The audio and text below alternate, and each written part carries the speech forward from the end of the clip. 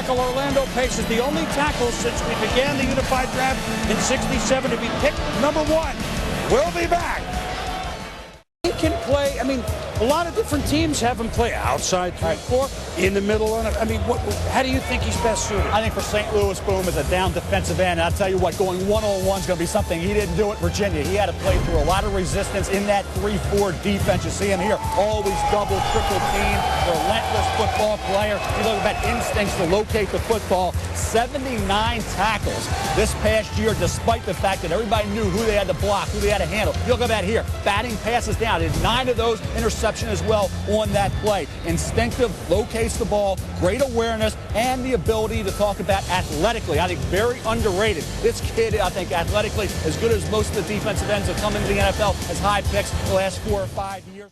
In Atlanta, this young man that grew up outside of Philadelphia went up to school in Boston, and now will be headed to learn how to speak with a slight southern drawl. And I think, Boom, for Arthur Blank, turn the page. It's a new era now of Atlanta Falcon football with Matt Ryan at the helm. You talk about a kid who carried a football team that did not have great receivers, a great offensive line, or great running backs. Matt Ryan, you talk about his size, 6'4 3/4, about 228 pounds. Arm strength may not be great, but it's very good. His accuracy is what I like. This kid, even when he was pressured, could throw strikes down the field. Remember, he played in the Steve Logan, Jeff Jagosinski offense this year. Put the ball up a lot more than he did in a conservative offense from his first 3 years at BC. That's why he had 19 picks. Coming from behind, put the ball up a lot more. That's more interceptions you talk about this past year than his first 3 years overall. He had 18, 19 this year. But hey, Terry Bradshaw won Super Bowls MVPs even though he threw some picks. You got to take chances down the field. Managing the game's fine, but Matt Ryan, I think, knows, hey, when I have to be a gun about at Arkansas, what he meant in that wild hog offense, playing quarterback, doing a lot of things with Felix Jones. You look at that speed. Runs a 4.3 40 at 6'1 1/4 and a rock solid 215 pounds. An explosive kid. Talk about going 40 yards in a blink of an eye. Just give him a crack in the line. He can do it. So I think you look at a kid like Darren McFadden. Can he catch the football? Yes. Here he's running out of the quarterback position in that wild hog package at Arkansas. Catches the ball. He'll block for you. The thing that I really like, the LSU game the last 2 years against that vaunted LSU defense, that talent-laden LSU defense. 388 yards the last 2 years. That's a 7.3-yard average, 5 touchdowns. I talk about a kid who did it against the best in college football in the SEC. He did it. And I think the word game breaker, the word explosive, and I think you put Justin Fargas, you got Michael Bush.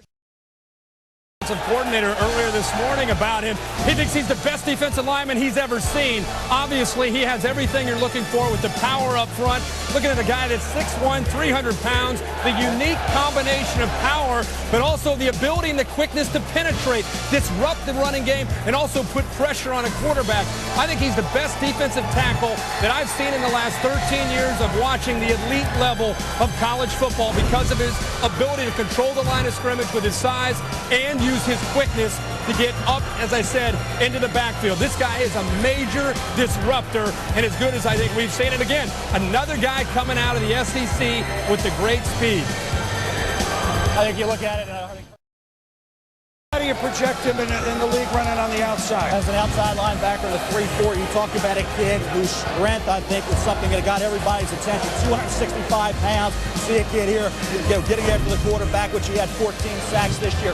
37 reps at the combine. Tremendous strength. Talk about a kid who has real good quickness. He can close very effectively around a 4.65 with 265 pounds. You see him here. He beat the offensive tackle out of his stance on numerous occasions the last couple of years for Ohio State. As I said, originally a linebacker. Now, when you talk about, hey, still learning the game instinctively, not necessarily what you want right now. Locating the ball, not his specialty, okay? Not nearly as free for New England and toss him a 5, and of course,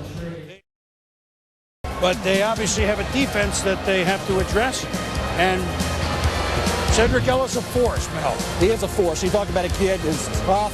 You talk about a kid who's quick. Quickest hands win on the interior, and he learned that at an early age. This kid, you talk about 6'1", 308 pounds. That leverage advantage is immediate. Very difficult for centers and guards. You see strength. Talking about 34 reps at the combine. Kid who's quick out of the blocks as well. And I'll tell you what, I watched Glenn Dorsey and I raved about Glenn Dorsey all year. For whatever reason, Cedric Ellis didn't get nearly the national publicity that Glenn Dorsey did, yet he was equally as effective. And I think you look at what he was able to do in terms of the football field, week in and week out, here getting it done, blocking a field goal on special teams.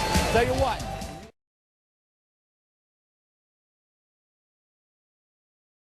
Done enough drafts with you, 25 of them. This is a reach here? I believe, and like I said, I saw this kid. I didn't think he had enough sacks. And Herbie, you watched him a lot as well. What's your opinion?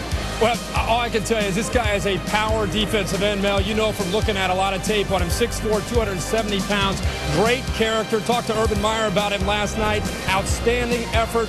Known as a guy because he plays at Florida to have tremendous quickness, but probably more of a power guy, but a guy that can also play against the run, Mel, not just a guy that's going to come off the edge. I think he's a complete defensive end. Well, you know what? I mean, we say a reach, but we don't. I mean, they're just on your board, Mel. Ohio State. And reliable. Now, he is not, in my opinion, a spectacular off-the-charts player, not the dominant guy in some games that you expected considering his physical ability. But I'll tell you what, his production overall was good, and like I said, he brings it every week. And he turned out late in his career to be very durable, smart kid. Talk about football intelligence. You talk about a kid who, as I said, has character and brings that work ethic. And I think for no team in this draft, Cincinnati Bengals, you talk about more at the top of the list for teams that need to try to get players now. They're not going to be issues off the field. And for Keith Rivers, that's never going to be a problem. No, and when they drafted David Pollock a few years ago, everybody said Keith Rivers is going in the top 10 and Mayo is going maybe 29 in San Francisco. And my point on every radio show and every TV spot I did was there can't be that much separation between Mayo and Rivers. Mayo is a productive kid, 140 tackles this past season in the SEC. Played middle linebacker, played outside linebacker very effectively. One thing New England wants is smart players. This kid is very intelligent. Great character. We talked about that for Rivers, but he was more of a dominant performer than Keith. And ironically, they go back-to-back picks. So I think for Bill Belichick, linebacker, secondary, that back seven, very suspect going into this year. And Gerard Mayo is going to provide an immediate boost.